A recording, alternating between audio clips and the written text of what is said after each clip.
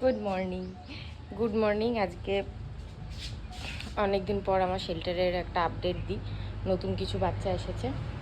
আগে তো আপনারা চেনেন, এটা আমার মাউ রাজাবাবু। আমার তো ঘন্টু, এটা ঘন্টু। পুরনো বাচ্চাদের আগে দেখায়।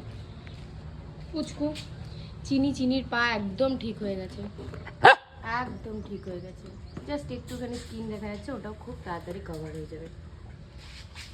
আর এটা ছোটু, এই পেটে সোয়েলিং নিয়ে এসেছিলো, পেটে ফ্লুইড জমা ছিল, এবার একদম ঠিক হয়ে গেছে, একদম সুস্থ। কৃমির ওষুধ দিয়ে দেওয়া হয়েছে, তাড়াতাড়ি ভ্যাকসিন করে দেওয়া হবে। আর এটা হচ্ছে রামার কোমরটা বড় কুকুরে, কোমর ঝাঁকিয়ে পিছনটা প্যারালাইজ করে দিয়েছে। রামার ট্রিটমেন্ট এখনও চলছে, আপাতত ভালোই আছে, কিন্তু কোমরটা কোনোদিন উঠতে পারবে বলে মনে হয় না।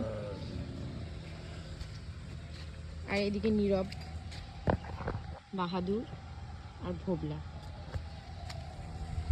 আর এই বাচ্চাটা স্টেরিলাইজেশন হয়ে এসেছে পোস্ট কেয়ারের জন্য, পোস্ট অপারেটিভ কেয়ারের জন্য। রাস্তার কুকুর, যিনি আর কি করিয়ে এনেছেন, উনি করিয়ে এনে দিয়েছেন আমাদের এখানে রাখার জন্য।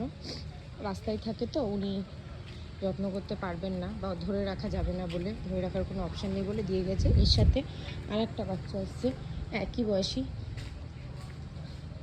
সাহেব। এই যে সাহেব, এই দুটো ভীষণ দুষ্টু, ওইটা আর এইটা। বাকি আমার কোনো কুকুরের সাথে ঝামেলা করছে না এখানকার কোনো ইয়ের সাথে। সাহেব বাচ্চাগুলোর সাথে খুব ভালো থাকে, বাচ্চাগুলো ওকে খুব পছন্দ করে। কিন্তু এর নাম হচ্ছে চিকু আর সাহেব। কালকে কি মারামারি বাবা, ছাড়ানোই যাচ্ছে না কিছুতেই। আচ্ছা, আর এইটা হচ্ছে সেই পিছনে ম্যাগট কেসের বাচ্চাটা। এর অনেকটা ঠিক হয়ে গেছে, অনেকটা কভার হয়ে গেছে। দাঁড়াও দেখায়, পিছনে অনেকটা কভার হয়ে গেছে, চামড়া প্লেন হতে আরম্ভ করেছে। এই বেরোস না। আচ্ছা যা বেরো। এও অনেকটা ঠিক হয়ে গেছে। আর এইটা হচ্ছে কালকে নতুন এসেছে, অ্যাক্সিডেন্ট হয়ে এসেছে, এর নাম টিনটিন। পিছন পোর্শনটা মানে তুলতে পারছে না, কিন্তু পুরোটা প্যারালাইজড হয়ে যায়নি, পাগুলোই এখনও সেন্স আছে।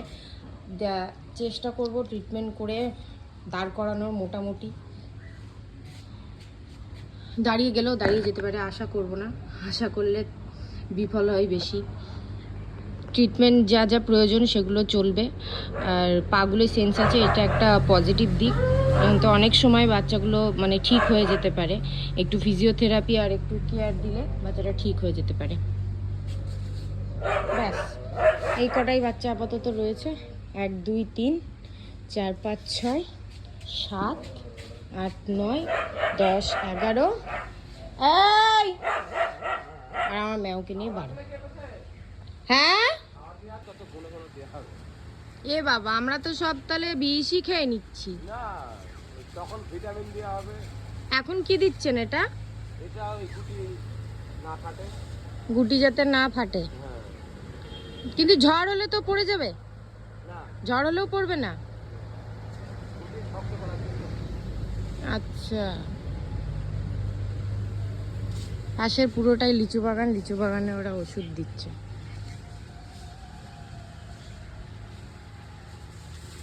এই সরাই, এই জলের বাটিটাও সরিয়ে দিই, ঠেলে দিই জলটা, পরিষ্কার জল দিয়ে দেবো।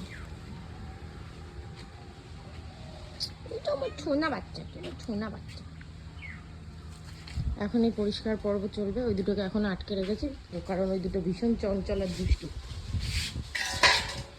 ভাত এখনো হয়নি, এতক্ষণে পরিষ্কার করে নিতে হবে, তারপর অর্ক এসে ভাতটা দিয়ে যাবে, তখন ভাতটা খাই দেবো। ছাড়বো, দাঁড়াও পরিষ্কার করি তারপরে। ঠিক আছে, আপাতত এইটুকুই। ভালো লাগলে একটা লাইক অবশ্যই করবেন আর শেয়ার করে দেবেন, যাতে যারা পছন্দ করে তাদের কাছে পৌঁছে যায়।